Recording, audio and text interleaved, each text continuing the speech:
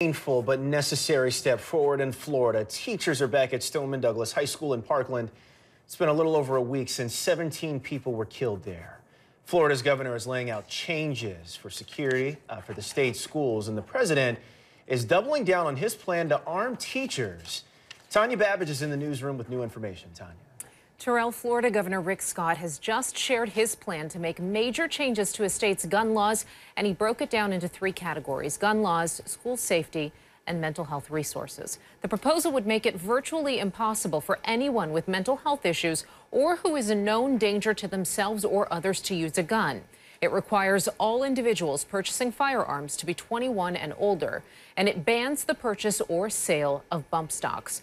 Governor Scott plans to fund the deployment of a law officer in every Florida public school, authorize the sheriff's department to train additional school personnel for protection at a district's request, and mandate regular active shooter training drills in schools. Finally, the state would pay for mental health counselors at every school.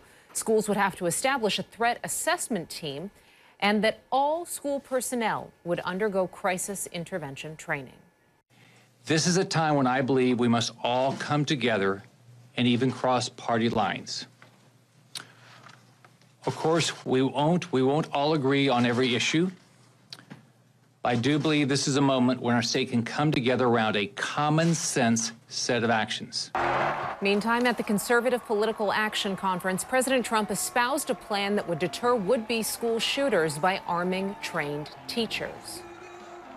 It's concealed.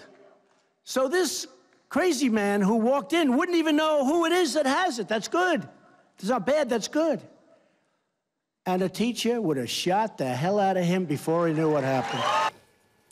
National teachers unions and education experts are rejecting the idea and are pointing to new information that the armed school resource officer who was assigned to Stoneman Douglas High School stood outside the building, refusing to enter while the gunman slaughtered students and staff members. Facing suspension, Deputy Scott Peterson instead has resigned. President Trump told ABC's Cecilia Vega that Peterson did a poor job, but insists offensive power will better protect our children. Judy, back to you. All right, Tanya, thank you.